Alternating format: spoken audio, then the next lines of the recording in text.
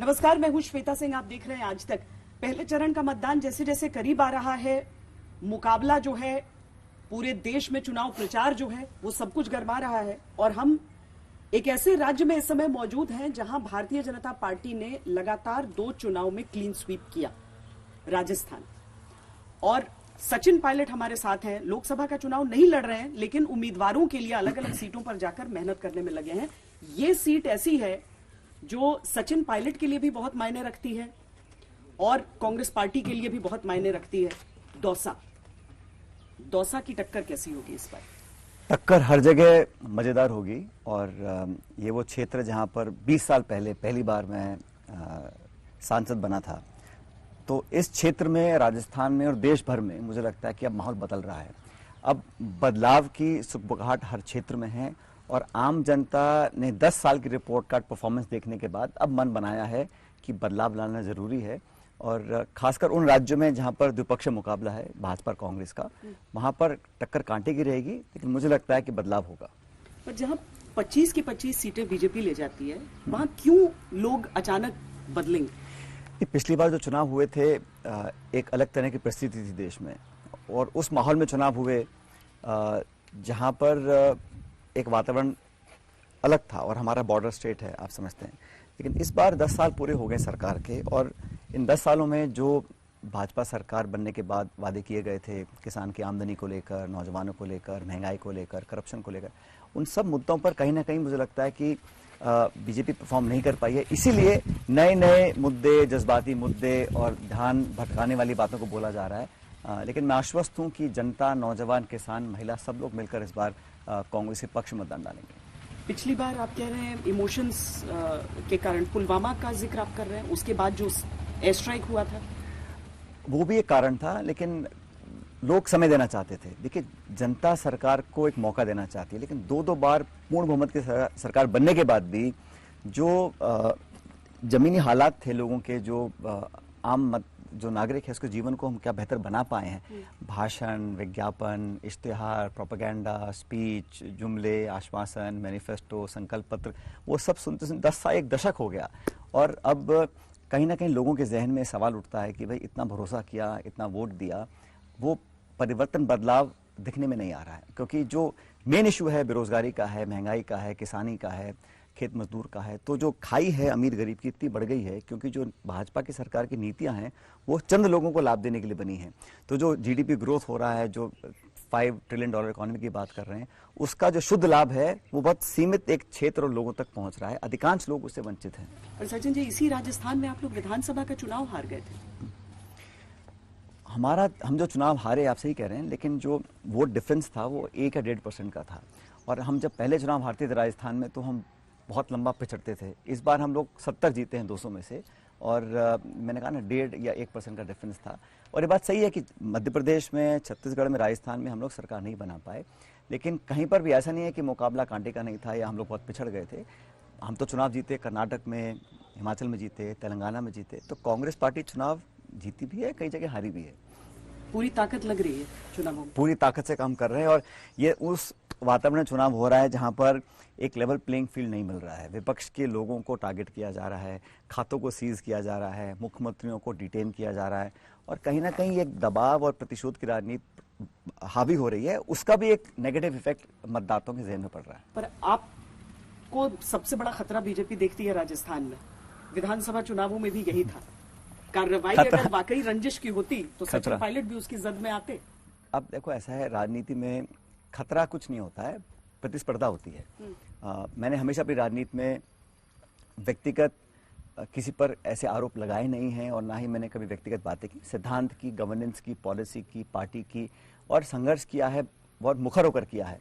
लेकिन मुझे लगता है कि अगर पॉलिटिक्स बहुत व्यक्तिगत हो जाती है और टारगेटेड करते हैं, तो लॉन्ग रन में उसका नुकसान ही होता है। और हम सब लोगों को एक उदाहरण प्रस्तुत करना चाहिए कि मतभेद हो सकते हैं, असहमति हो सकती है, लेकिन आक्रामक कार्रवाई करना और एजेंसीज का दुरुपयोग करना, वो मैं समझता हूँ बहुत अधिक हो गया है। और ये मैं नहीं कह रहा हूँ, ये पूरे देश में इस बात की चर्चा भी है। क्या राजस्थान एक ज्यादा टफ स्टेट हो जाता है प्रचार के समय लोकसभा चुनावों के? वो इस लिहाज से मैं पूछ रही हूँ कि जो पेपर लीक का मुद्दा, रोजगार का मुद्दा, पूरे देश में उठ रहा है वो ऐसा नहीं है कि राजस्थान में आपकी सत्ता में नहीं हो रहा था। पेपर लीक के मुद्दे हुए थे, स्टूडेंट्स ने लाठियां खाई थी, हर जगह प्रदर्शन करते थे। तो वो चीज आप कैसे समझा पाएंगे कि युवाओं के लिए हम सोचेंगे और बीजेपी नहीं सोचेगी? देखिए, राजस्थान में जब हुआ था तो मैंने खुद इस इशू को बहुत मजबूती से उठाया था, क्योंकि मुझे लगा कि मैं जो बातें बोल रहा हूँ विपक्ष में, सरकार बनने के बाद मैं उन मुद्दों से मुंह कैसे फेर सकता हूँ। तो हो सकता है किसी को बात पसंद ना आई हो, लेकिन मुझे लगा कि ये पब्लिक के इशू हम उठाएंगे तभी रेलेवेंट रहेंगे, तभी हमारी विश्वसनीयता और क्रेडिबिलिटी कायम रहती है। और क्योंकि ये चुनाव पूरे देश का चुनाव है, इसमें आप कैसे कह सकते हैं कि जो मणिपुर में इतनी हिंसा हुई, बहुत बुरा समय लोगों ने देखा, वो लोगों की याददाश्त से निकल जाएगा। हम कैसे भूल सकते हैं कि इतने सैकड़ों किसानों ने आत्महत्या करी, कैसे काले कानून किसानों के खिलाफ बनाए। तो ये बहुत सारे मुद्दे हैं जो एक दशक लंबे हैं। हाँ, ये 3 स्टेट्स के विधानसभा चुनाव अभी बहुत रिसेंटली हुए हैं, लेकिन जो पूरा परफॉर्मेंस रहा, जो क्या क्या हुआ, क्या क्या नहीं हुआ, उस पूरा मूल्यांकन करना, रिपोर्ट कार्ड बनाना और असली मुद्दों पर चुनाव लड़ना, ये विपक्ष की जिम्मेदारी है। और इसको मुझे लगता है हम सब लोग मिलकर पूरी ताकत से निभा रहे हैं। बीजेपी ने अपना संकल्प पत्र पेश किया मोदी की गारंटी के नाम से।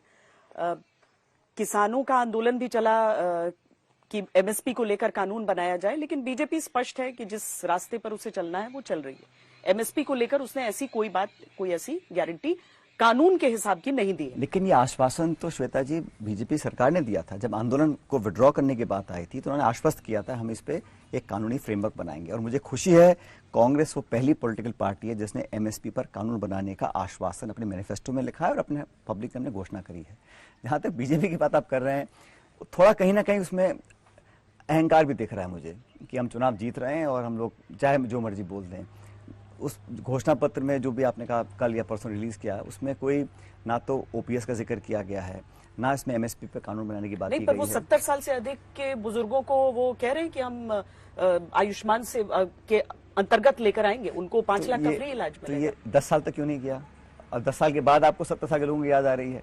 देखिए, घोषणा पत्र होता है एक रोड मैप, विजन डॉक्यूमेंट होता है कि आप क्या करेंगे, अलग अलग क्षेत्रों में निवेश कैसे होगा, रोजगार कैसे बढ़ेगा, महंगाई कैसे कम करेंगे, इकोनॉमिक पॉलिसी आम जनता तक कैसे पहुंचे। अगर देश वृद्धि कर रहा है श्वेता जी, देश बड़ा है, बहुत बड़ा मुल्क है, 140 करोड़ लोग रहते हैं, सरकार किसी की भी हो, सड़कें भी बनेंगी, पुल भी बनेंगे, लेकिन आपकी आर्थिक नीति क्या आम व्यक्ति की जेब को राहत देती है? क्या एक गृहिणी जो 2 बच्चे पाल रही है, जो आदमी किसान में खेती कर रहा है, 4 बीघे में खेती करता है या छोटी नौकरी करता है, क्या वो फल फूल सब्जी खरीद सकता है? क्या उसकी आर्थिक समृद्धि बढ़ सकती है? उसके बच्चों का भविष्य बेहतर हो सकता है? ये होता है पॉलिटिकल पार्टी का एजेंडा बनाना।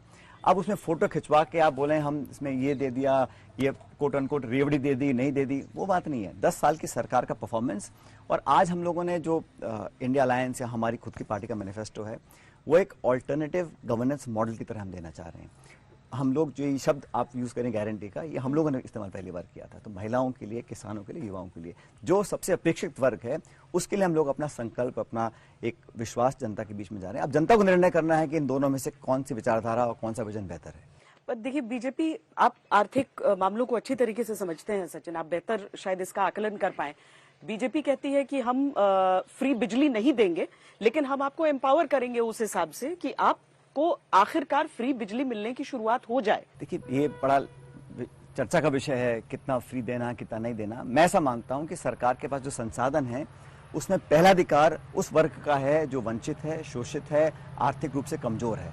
और ये किस रूप में आप उसको दें, आप सब्सिडी दें, आप डायरेक्ट बेनिफिट ट्रांसफर करें, आप जो या फ्री दें, वो एक अलग अलग विषय है। लेकिन मुख्य रूप से मेरा मानना है कि सरकार की जो इकोनॉमिक पॉलिसी है, उसमें सिर्फ आंकड़ों का खेल है कि हम तीसरी सबसे बड़ी इकोनॉमी बन रहे हैं, लेकिन प्रति व्यक्ति आय उसका क्या हो रहा है। मैं आपको उदाहरण देता हूं। 2014 में इस देश में जब सरकार हमारी गई यूपीए की, कांग्रेस की, तो 50 लाख करोड़ का कर्जा इस देश के ऊपर था।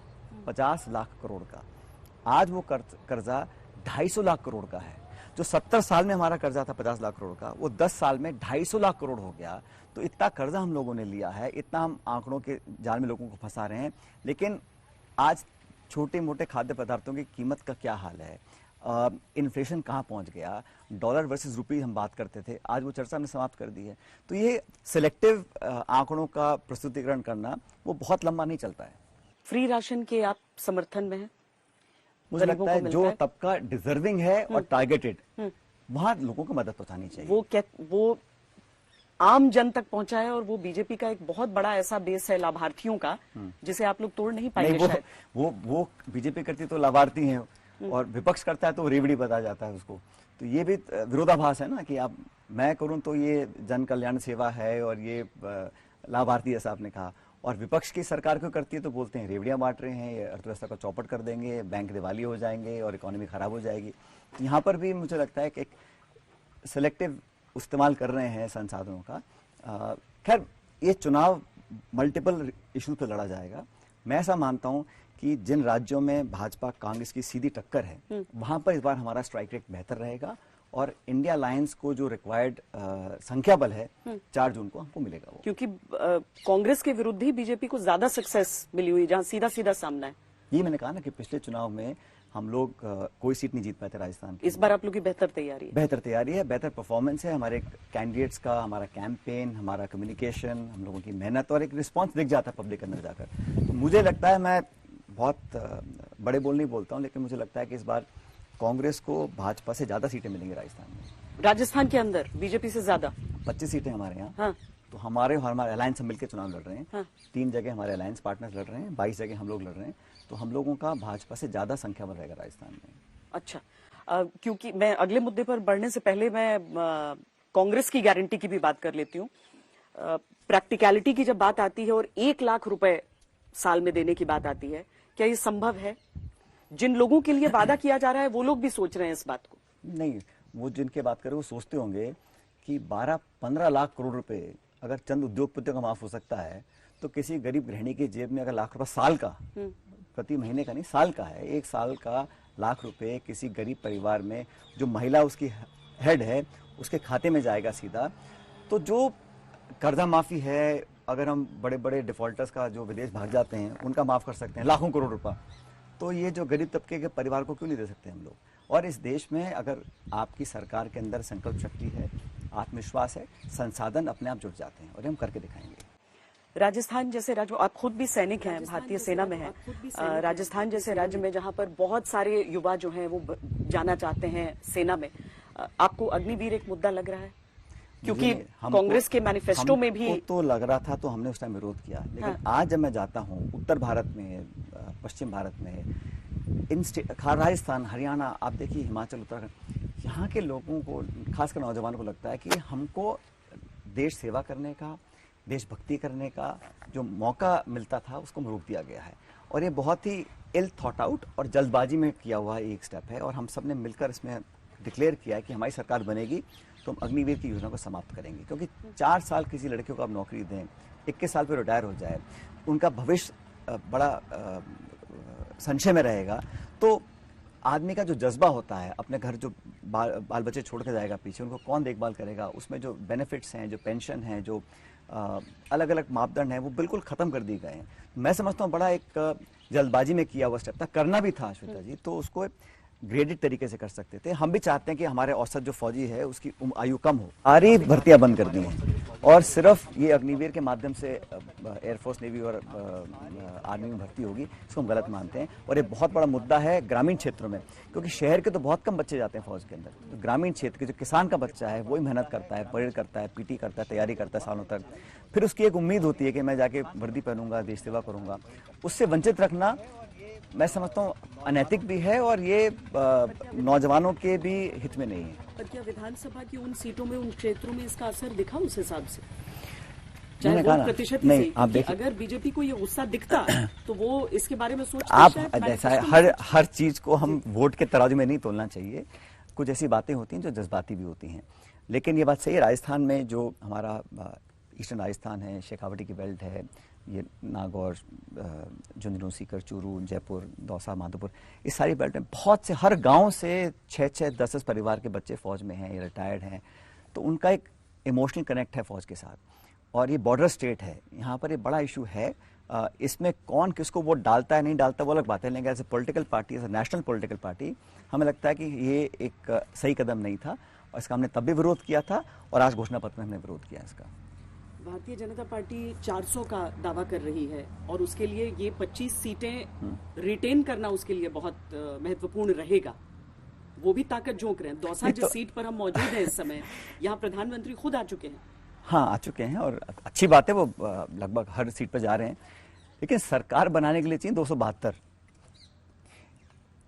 चलो सेफ्टी का 10-20 और जोड़ लो, लेकिन ये 400 का जो एक उन्होंने अपने एजेंडा रखा है, 300 पार 400 पार, ये अतिशोक्ति भी है और अति आत्मविश्वास का परिचय भी है। अशोक गहलोत जी के बेटे चुनाव लड़ रहे हैं। आप जहां पर कोई उम्मीदवार मुझे आने के लिए बोल रहा है, मैं पूरी ताकत से वहां प्रचार कर रहा हूं। जहां पार्टी मुझे आदेश दे रही है, वहां जाके प्रचार कर रहा हूं। और राजस्थान में चुनाव 2 चरणों में है, तो जहां जहां मुझे रिक्वायरमेंट है, जहां जहां मुझे कैंडिडेट्स मुझे बुला रहे हैं, मैं पक्का जा रहा हूँ। यहाँ पहले चरण में ही चुनाव है।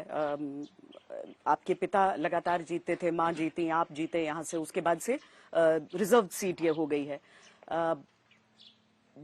न चाहते हुए भी लोकतंत्र में ये कहना पड़ता है कि कहीं कहीं पर जातियां बहुत महत्वपूर्ण होती हैं, और हम देखते हैं कि सामने भी जो कैंडिडेट हैं वो भी मीणा है, कांग्रेस के कैंडिडेट भी मीणा है। ये जो टक्कर होगी, जातियों का जो वोट है वो बटेगा, का मुद्दा उसमें क्या रहेगा? दौसा का मुद्दा, देखिए, लोकसभा क्षेत्र में 20-22 लाख मतदाता हैं, उसमें लगभग सभी जाति बिरादरी के लोग हैं, कुछ कम कुछ ज्यादा। तो कोई उम्मीदवार या कोई पार्टी सोचे कि मैं इस समाज को, इस जाति को, इस समीकरण को फिट बिठा लूं, हम चुनाव जीत जाएंगे। और मैं आपकी बात से सहमत हूं कि भारत के देश की राजनीति में सामाजिक समीकरण एक वास्तविकता है, उसको हम नकार नहीं सकते हैं, हम कुछ भी बोलें। लेकिन सिर्फ वही मुद्दा अगर चुनाव का रहेगा तो ये देश के लिए अच्छा नहीं है। मुझे लगता है कि ये नेशनल इलेक्शन है, राष्ट्र का चुनाव है, तो दौसा में कितना कौन से समाज की संख्या है वो एक गणित हो सकता है, लेकिन मूलतः ये चुनाव नेशनल इलेक्शन है। ये एजेंडा का चुनाव है कि देश में हम लोग किस प्रकार की सरकार चाहते हैं। अब तक 10 साल यूपी ने काम किया, 10 साल एनडीए की सरकार रही, हमने क्या खोया क्या पाया, पहली बात। और जहाँ तक दौसा की बात है, ये महत्वपूर्ण सीट है। जैसे मैंने कहा आपको, मैं यहाँ से सांसद रह चुका हूँ और भली भांति इस जिले को जानता हूँ। यहाँ पे बहुत सारे नेता प्रचार कर रहे हैं, अलग अलग दलों के, भाजपा के भी सब, जैसे आपने कहा बड़े बड़े नेता आए थे, आज हम भी प्रचार कर रहे हैं। अब कुछ ऐसे निर्णय होते हैं जिसको हमको स्वीकार करना पड़ता है, तो पब्लिक का जो निर्णय होगा हमको सहर्ष और बड़ी विनम्रता से स्वीकार होगा। लेकिन मेरा मन ये कहता है कि यहाँ के लोग, यहाँ के जज्बात, यहाँ की मानसिकता, यहाँ के नौजवानों का जो रुझान है वो हमारे साथ है। कांग्रेस आपके कैंडिडेट ज्यादा मजबूत हैं या बीजेपी के विकल्प के तौर पर उनको चुनेंगे लोग? यहाँ से पकड़ो, यहाँ से पकड़ो, पकड़ में आनी चाहिए तो। लेकिन हमारे उम्मीदवार अनुभवी हैं, पहले अभी वर्तमान विधायक हैं, पहले मंत्री रह चुके हैं, मुरारी लाल जी। मैं बहुत लंबे समय से उनको जानता हूँ और उनकी एक पकड़ है क्षेत्र में। और जो भाजपा के कैंडिडेट हैं उनकी मैं बुराई कभी नहीं करूंगा, वो भी अपने दम पर चुनाव लड़ रहे हैं। लेकिन मैंने कहा ना, कोई अच्छा बुरा नहीं है, कोई दुश्मनी नहीं है, कोई मुझे लगता है कि कंपटीशन और प्रतिस्पर्धा ये होना चाहिए कि कौन ज्यादा बेहतर सेवा कर सकता है, कौन ज्यादा लोकप्रिय है जनता के बीच में, और पब्लिक इसको वोट डालेगी। कोई रंजिश या कोई दुश्मनी या कोई किसी से कोई आपसी झगड़ा नहीं है यहाँ। सब राजस्थान में ये अच्छी बात है, हम सब लोग आपस में एक अच्छे वातावरण में चुनाव लड़ते हैं। चलिए, आपने बड़ा दावा किया है बिना एक टारगेट दिए हुए कि बीजेपी से ज्यादा सीटें कांग्रेस पार्टी इस बार राजस्थान के भीतर जीतने वाली है। बहुत बहुत धन्यवाद सचिन पायलट जी हमसे बातचीत करने के लिए। अभी के लिए इतना ही। कैमरा पर्सन सैयद मोहसिन के साथ मुझे दीजिए इजाजत। देश और दुनिया की बाकी खबरों के लिए देखते रहिए आज तक।